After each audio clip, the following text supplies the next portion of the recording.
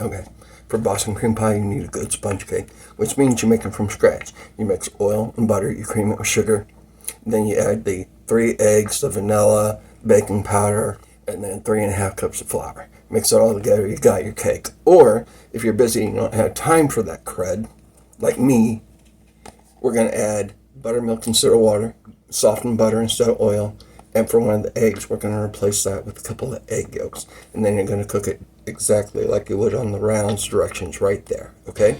You're going to start with 2 cups heavy whipping cream. Half and half or milk if you want. If you want nice and rich as we can get. So we're going to use whipping cream. Put this over real low heat, medium heat. We're wanting this to simmer. Almost simmer, not boil at all. We're going to scald it. Into this, add a cup of sugar.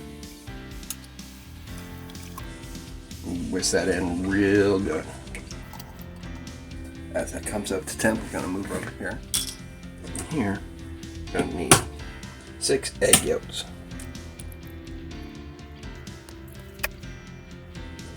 Save your egg whites for something else. I'm going to make an egg white omelet, but you could save it for angel food cake or...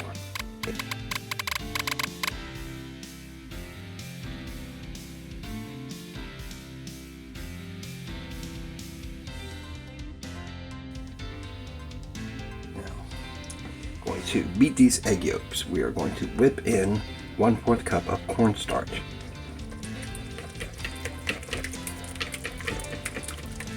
Which will allow our custard to come nice and really thick.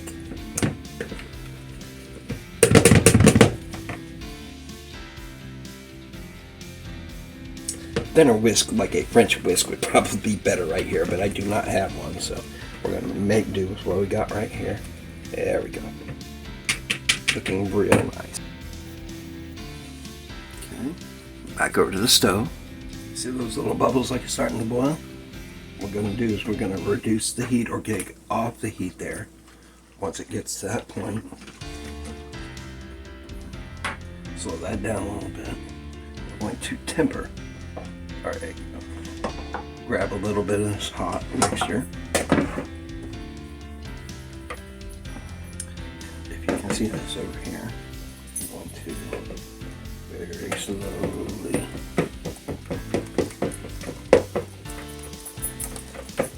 some of that.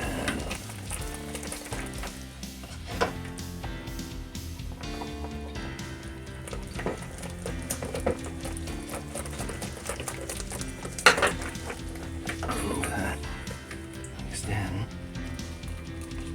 I'll pour it over here.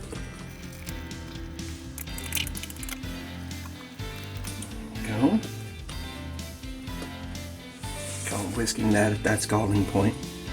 And that cornstarch will mix in and start to thicken up real nice. Now this is going to be way thicker than gravy. This is going to be to the point where it's almost clumpy looking. But that's exactly what you want, because you want thick enough where it's going to hold that top layer of cake without smushing out the sides. There we go. We're getting a lot closer now. Look at that. If you have any heat, make sure to cut it here. Once we're to this final point here, I'm stirring in 2 tablespoons of butter, a teaspoon of vanilla extract, wink. Oh no, I added too much. Oh no. Seriously though, vanilla extract, because of the kind of cake I'm doing, I am substituting the crown oil for a typical Boston cream pie. Vanilla extract. Remove this from the heat, let it cool, and then we're going to put it in a pie pan or a bowl, and then we're going to chill it. Now, if you want to have it ready for your cake, put it in the pie pan lined with saran wrap, and that way you can just pop it out and we'll put it on the cake after it cools fully in the fridge for at least 3 hours or so. You could probably even freeze it, but I wouldn't recommend it because it'll, get the ice crystals and tear apart the basic structure of your custard here. So 3 hours in the refrigerator minimum. More like 6 would be best, but minimum of 3. Okay? All right, let's get that transferred here in a second.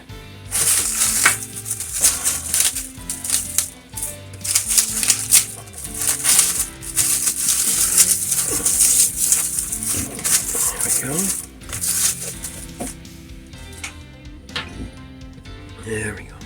Once it's cooled off a bit, like I said, we're going to transfer it.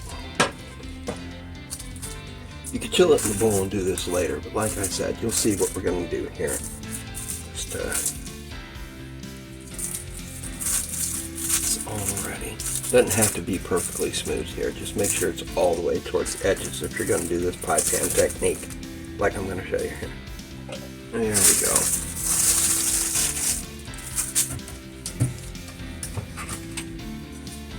Prevent air from coming out. Put it in the fridge, and we'll be back. 1 cup packed brown sugar. 1/2 cup of water.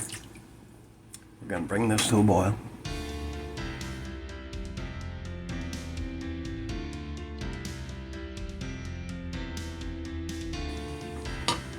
Once it's up to a boil, 1 ounce of butter, 2 tablespoons.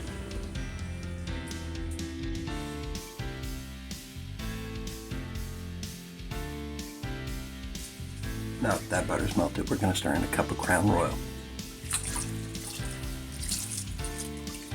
We're going to let that set and it'll thicken a bit, and then we'll pour it in the cake.